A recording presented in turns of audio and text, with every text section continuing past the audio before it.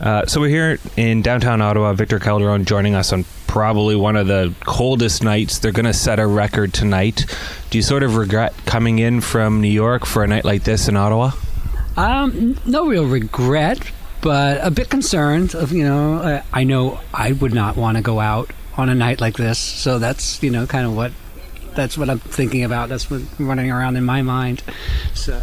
We're pretty hardy here. We had Red Bull Crash Dice last week, and it was minus 26, and they had about 10,000 people out there. So I'm pretty sure we're going to have a good night tonight. So you're playing Barrymore's, one of the iconic venues here in the city. Have you played Ottawa before, and what do you get coming into tonight? What are you expecting? What are you hoping to get out of it? Yes, I have played the city before. I feel I sort of have a connection here because I think I have a lot of fans from Ottawa that have come see me in Montreal at Stereo. So there's sort of that connection, and I feel that sort of energy coming from the audience here. So I enjoy it, and I look forward to that. I feel sort of comfortable because of that. That there's a sense of like familiarity. Well, Stereo's been somewhere you've been all the time. Toronto, I know you were at Nest of late and a couple other venues there. It's an in-between place. Does the location of where you're at really change how you play, or do you play what you play? For the most part, I play what I play. I don't have this variety in my, my computer. I play techno. I always look for that moment where I could play freely, and not sort of play with the sense that I'm trying to find what it is they're going to respond to, like sort of adjusting my set in any way. It's not like I'm going to adjust it and play something completely different. It's always going to be techno or tech house a little bit. But I always search for that sense of freedom to be able to just play and find my groove, and not sort of have to think about trying to find what it is they're going to connect to, So Montreal, you mentioned. I wouldn't know. Would you consider it somewhere you're very comfortable, familiar with, one of your favorite places to play, or is it something that's a challenge even every time that comes up, with looking forward to seeing how the crowd is and how you move forward with that? How would you classify Montreal and your sort of range of venues and places that you go to? Well, it goes back to the question that we just answered. Montreal is freedom for me. There's just that sense of freedom in that room and openness. It's not work there. The audience is sort of ready for that journey, and they let you know that, and you feel that. The moment you step into the booth and you start playing, you feel this openness that you really can play your set, and experiment, and they allow you that sort of freedom and openness to get there. There's no pressure. So Montreal is home for me, and I've always said that. It is my home away from home. Do you find you get that freedom at home in New York, and how things have been in that sense? Yes, absolutely. If there's any crowd that I know really well, it's my home in New York, and then they know me well. So there's that excitement, that that openness that we're talking about. So yeah, I just feel super comfortable when I play in New York. How much has growing up and being involved in the New York scene really influenced who you are? Is there something that you think that if you weren't in New York, that wouldn't be a part of you? Oh, absolutely. And I hear that in other DJs that have come out of New York and that have been in the scene for quite a while. New York DJs play a certain way that I don't hear everywhere I go. Guys like Louis Vega, and some of the Frankie Knuckles, and those DJs, they just play it a certain way, and it's very. Even though Frankie's from Chicago, but it's still there was that connection, but that it's very identifiable that it's like that sound. There's this just unfolding sort of groove that's continuous. I'm not saying that other DJs don't do it, but there is this sound that's sort of I identify with, and I don't think I think growing up in New York, it's just it was just part of that scene that it becomes a part of your sound.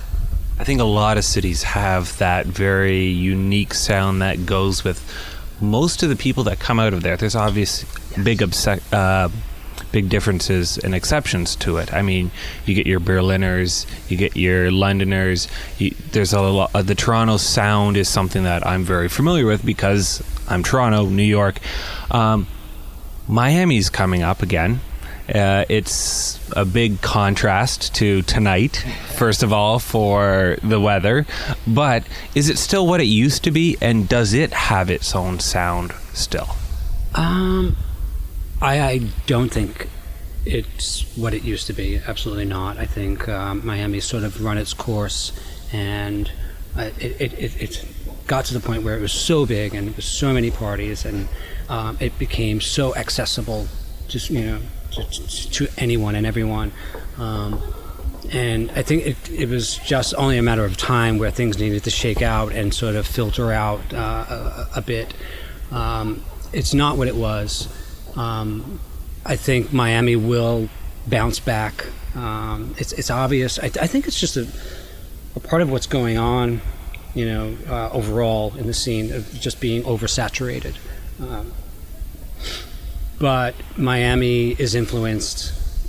It's sort of transient, so not sort of, it is transient, so it's influenced from New York, it's influenced from Canada. I mean, it's just, you have all walks of life going through there, and it's a great scene. I'm not downplaying it at all. I have great nights in Miami. I love Miami, and it's very connected for me because of how close it is to New York. I have a really big fan base there. I don't know what to expect this year. I'm curious. Last year there were good parties, but it was eye-opening. Just like there was parties that I went to that I thought were going to be incredible, really impressive lineups, and they were just not busy. So I think it goes back to what I just mentioned. It's just being oversaturated and just too much. Has that impacted you, that change in the fact that the North American scene has seen a burst in the festival crowds, where now you're seeing places like Ultra in Miami, they're focusing on their techno stage, and you're starting to see that continue to grow more and more for those people that were always in it or have shifted outside of the commercial big room wah, wah, wah, wah, in your head.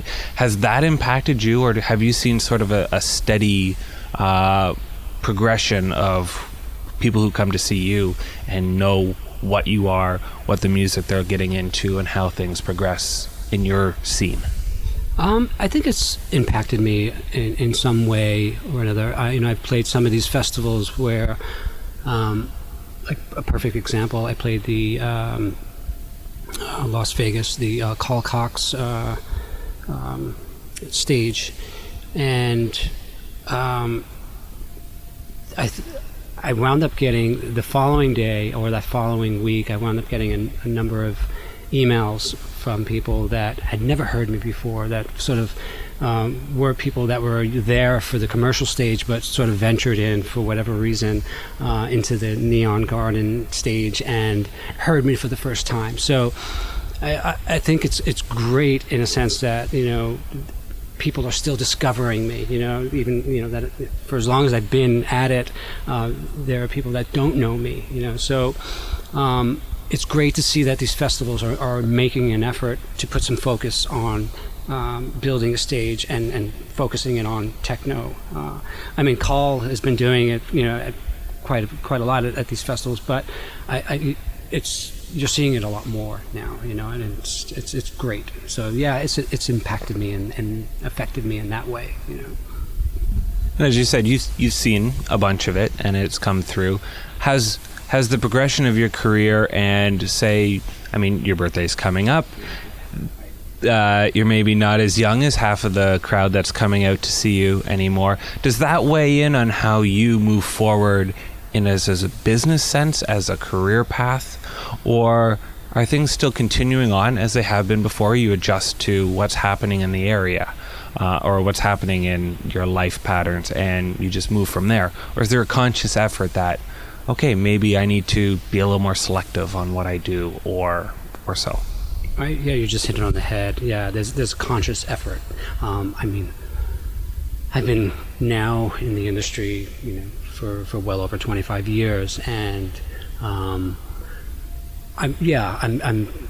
really thinking out the choices that I make moving forward. I never want to outstay my welcome, so I want to be really smart about what I'm doing now and what I'm going to do, and so I try to plan out as best I can, and adapt to all of the change that's happening and how fast it's happening. It's very easy for someone like myself that's been in the industry to be stubborn about all of this change and not want to adapt. I've seen it with a lot of friends, the people that were doing what I'm doing and just did not make the effort to adapt, and now are sort of not doing it as much.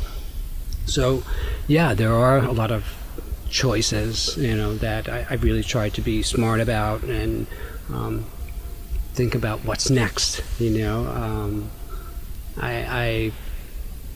I still love music so much. It's such a big part of my life, and I'm in no way saying, I'm going to slow down or I want to stop, because I love it. This is what I do.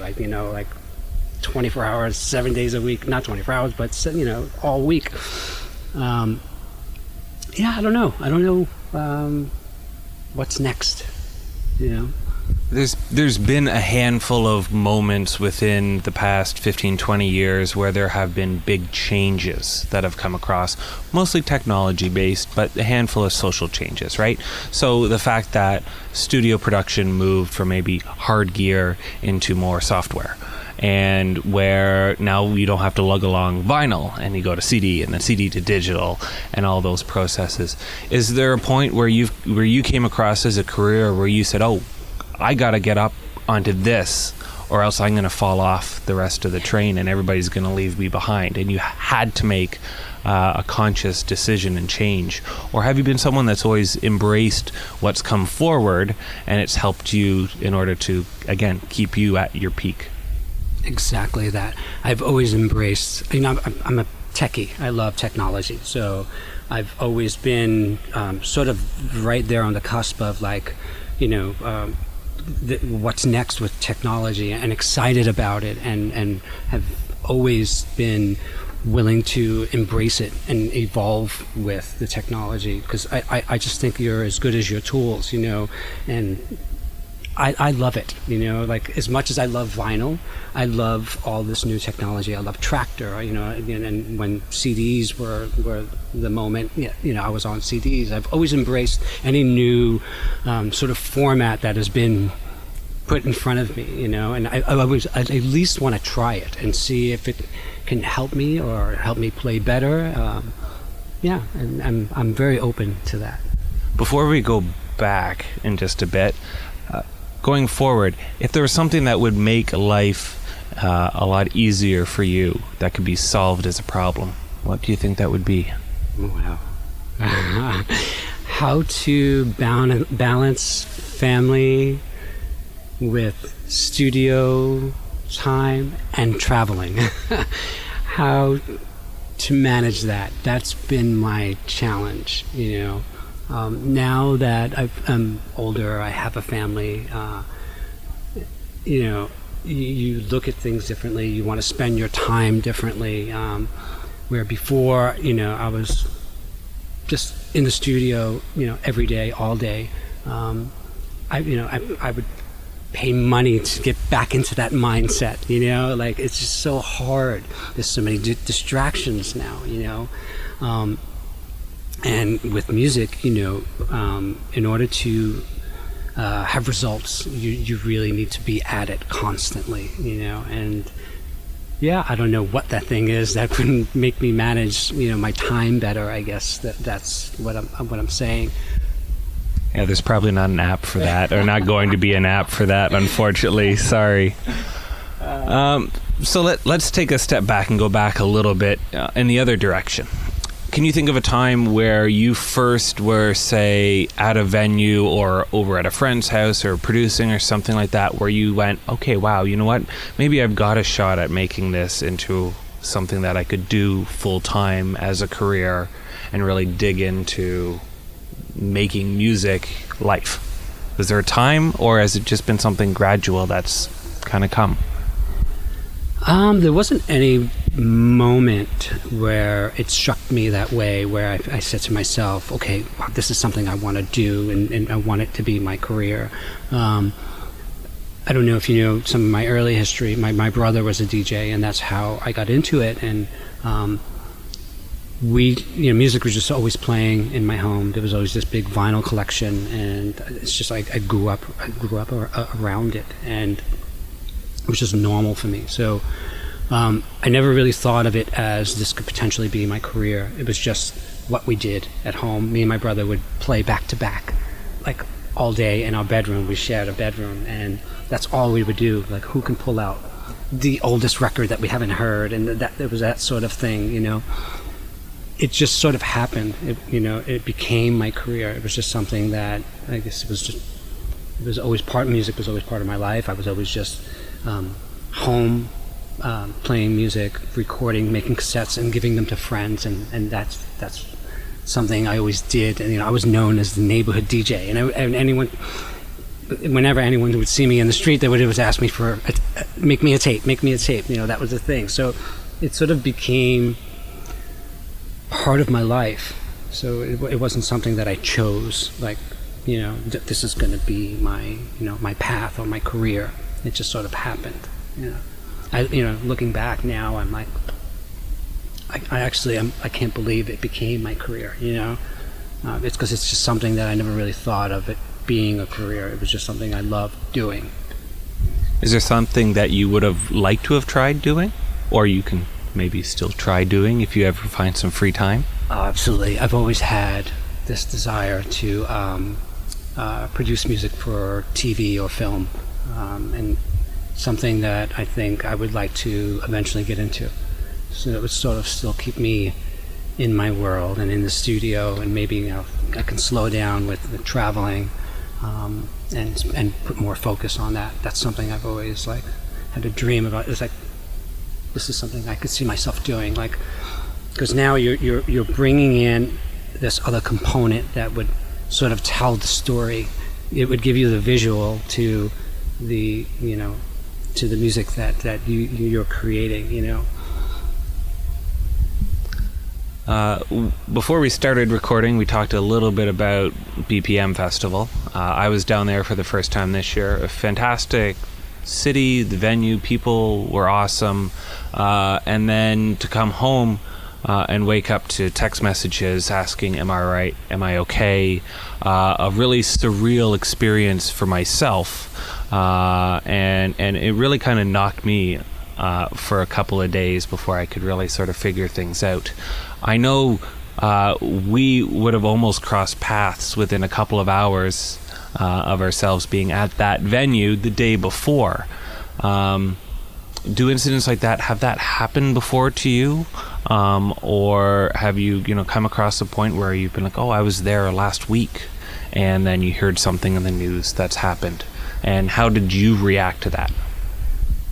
The only time I could think about that something remotely close happening to like that was when I was playing in Israel quite often. I was playing there 2 to 3 times a year, and there was this venue that I had played frequently there, and I had just played there one weekend, and that following weekend there was a bombing in that same venue, and it just that struck me as very, wow, that could have been me. I could have been there. Yeah, that sort of thing.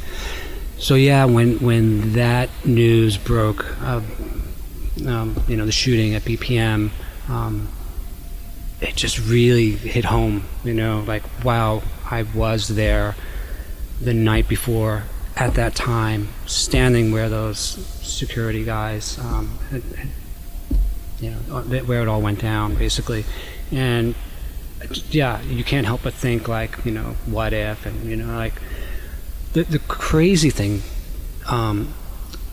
when I was walking to the venue, I was with Paco Usuna and some other friends, and because I was playing, and he came along with me, and as we were walking down that street, and all that madness is happening, with all the venues and the blaring music, and the streets were completely packed, I had leaned over and said to Paco, this is the sort of location that a terrorist act would take place, and it's unnerving. I said to him, like, whenever I walk down here, I have that feeling of like something bad can happen here.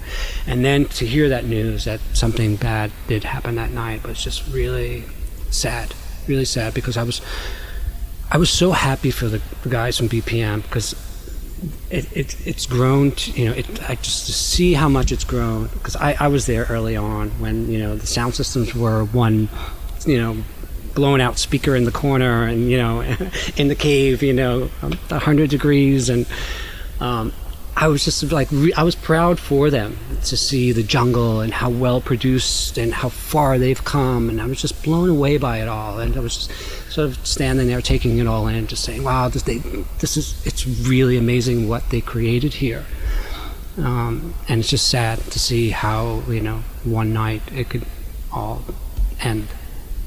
And we'll see where it moves from, because I think there is still a willingness and a want and desire from the scene to have that sort of vibe and that sort of family coming together and events happening.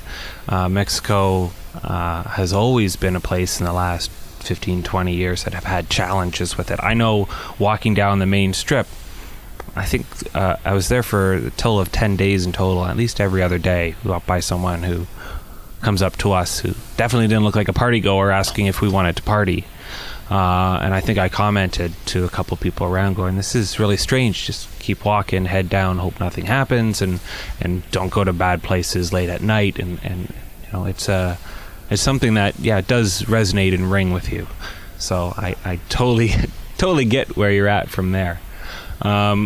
Let's go the opposite direction. Let's go something a little more upbeat.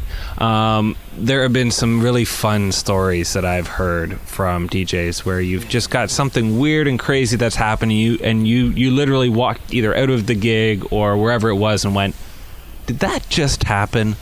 Can you think of one of those, did that really happen moment? Oh my God. I'm probably forgetting. At venues, I've had some crazy airport moments, like really crazy airport moments. I'll tell one of them, which is just bizarre. It was just really scary when it all went down, but I had been playing in Vegas, and I was playing a pool party. And during this pool party, I kept seeing this bag of ecstasy getting handed around, the audience, and I was just like, what the hell? Like, it was like a Ziploc bag filled with ecstasy, and it was going around all day, and I was just like, oh my God, what is going on here? Whatever. I played my set, and that following day I was scheduled to play at Stereo in Montreal. So I fly with my friend from Vegas to Montreal. I land in Montreal, and I've been going to Montreal since '98, and on a regular basis. And there have been many times where just when you're about to hand in that paper, when they either send you in the back to check your bags, or they send you to baggage claim. Well, this time they sent me in the back to have my bags checked. So whatever, I didn't think anything of it. So I go into the back, and there's a woman there, and she says, "This is your bag?" I said, "Yes." She said, "You packed it?" "Yes." She's like, "Okay, I'm gonna open it. She opens the first, outside pocket of the bag, and she puts a hand in, and what does she pull out of the bag? Bag of ecstasy. But the bag, it was the actual bag, but there was nothing in it, but it was completely covered in white residue. And I was just like, oh my God.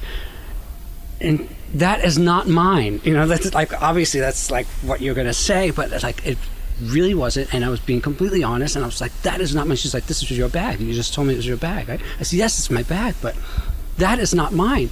And I was just like, I just came from playing a party in Vegas, and there were other DJs in the booth. It's like this first thing that came off the top of my head. And we all have very similar bags, and someone must have thought it was their bag and put it in mine. It's not mine. I swear to you. You think I would be this stupid to come through here without like? She's like, don't move. She's like, this is going to be tested for narcotics, which I think this is what it is. And she's like, if it is, you're in trouble. I was like, oh my God. So I'm waiting there for what seems like to be an hour, and now she comes back out of this room, and now she's coming with like 3 other police officers. I was like, oh my God, I'm going to be arrested now. Can't believe this is happening.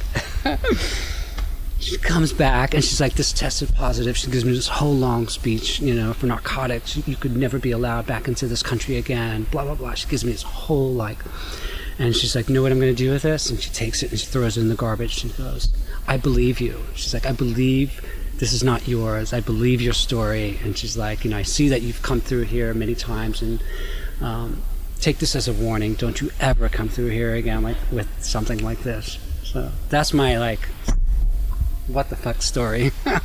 It's really funny because when we were down at BPM, I had a good long chat with Hector, who played the party right before you played at Blue Parrot, and he had a somewhat-ish similar story where he got pulled over by security, and one of the other security officers actually recognized who he was and vouched for him. Not because he had drugs, they just pulled him over, right. And he was going to be late for the gig, and one of the other guys comes in and goes, no, I know you're playing later, go. And walked in and pulled him out and got him on his way. So yeah, I can that was transit is one of the, obviously from everybody I've talked to, the most challenging parts about being a touring DJ. So some of the stories that go down while I'm traveling, it might be a big seller actually. So well, with that, I know you've got to get going very shortly because we're playing later on tonight. You've got a new EP out, though, and release, or coming out. Coming out, yeah. It'll be released the end of April on my label, Matter. The name of the EP is Point of Departure, and it has 3 originals and 1 remix from Ray Kujoka, which I'm really excited about. It's been a while since you put an artist album out. Is there any thoughts of doing that, or is that just not how the scene works anymore? Funny you mentioned that. No, that is something that I think it's time for me to do. And I've sort of been working on it, but not really planning it to be an album. There's been a lot of music that I haven't released that I've sort of identified with them being good options for an album. So I started to collect some of that and rework some of the tracks with that plan in mind. So I think in the end of August, I'm going to go in. I blocked out some studio time for myself, and I'm going to try to focus on that for a full-length album. Yeah. And then you're down to the festival in Miami, and where else afterwards? After Miami, we have Puerto Rico, and then I'm actually going to take a 2-week break for my birthday. And then back. I'll be back in New York. I'm playing Output, and we're starting to build out my summer schedule for Europe coming up as well. So I'm excited about that. Awesome. And is there anywhere this year that you'd like to hit that you've never gone to before? Croatia. Yeah, I haven't been to Croatia, and I've just, there's something about it that I keep hearing it from different people randomly, and I'd like to experience. I've heard that from one or two people as well myself this year already. So I wish you the best tonight. Bundle up, even though we're only a couple blocks away from the venue. It's a cold one, and but I think it's going to be nice and hot inside. So thank you so much for your time. I appreciate it. Thank you. I'm really looking forward